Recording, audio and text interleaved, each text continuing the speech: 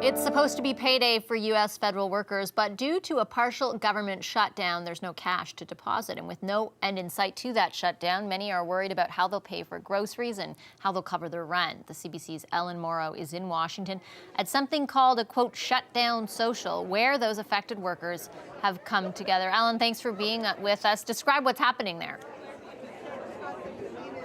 Hi, Vashi. We're at a high school just on the outskirts of Washington, D.C. in Silver Spring, Maryland. And you can see behind me there are more than 100 federal workers who are affected by the shutdown who've come here for this potluck dinner. You can see some of the offerings here put together by a local councilman. All this food free for these families who today did not receive their paycheck. Now, we're going to talk to a man who's a popular guy here named Frank Silverstein. He's the local chair of the American Federation of Government Employees. Frank, Yes. Thanks for talking to us. Yeah. So your union members are affected by the shutdown. What are they saying to you? Well, I haven't been in a lot of contact with too many because mainly I deal with equal opportunity discrimination complaints. But actually, I was down on the Capitol Hill 2 days ago. We were in the backdrop. We actually were in front of House Speaker Nancy Pelosi and Leader Chuck Schumer, Minority Leader of the Senate, and we were we're basically hostages in the midst of this unfortunate shutdown of federal workers. And I personally was given a furlough notice on the 22nd of December, and just last night I was told by my supervisor to contact. I may be coming back to work part-time on Monday. They haven't determined how many hours, but so far I'm due. I normally would be receiving a paycheck today, but unfortunately I'm not getting anything.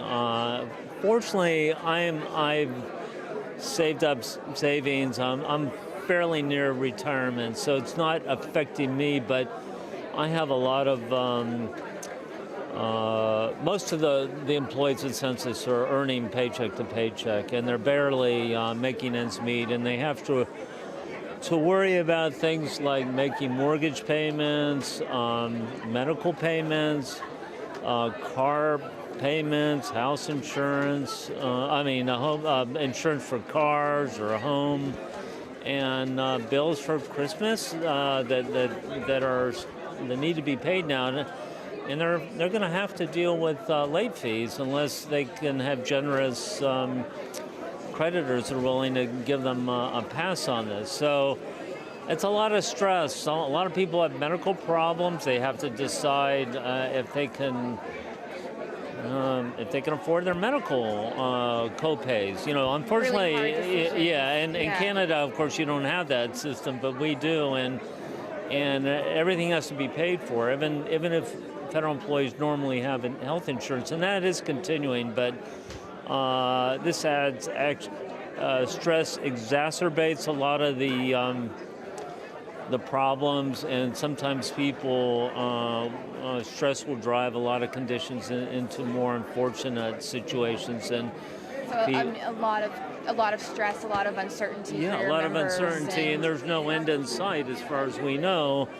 I think what happened, in around December 19th, I think it was, apparently there was an agreement from the president to Senate Leader McConnell to pass this without a wall, and then all of a sudden things erupted. And they're continuing to erupt and in lots of uncertainty. We have to leave it there, Frank, but thank you for sharing the employees' views with us. And that's what a lot of people here at Vashi are saying, a lot of uncertainty, a lot of anxiety, but thankfully this community effort to make sure these people are having a free dinner tonight. All right, thank you so much, Ellen. That's Ellen Morrow for us in Washington.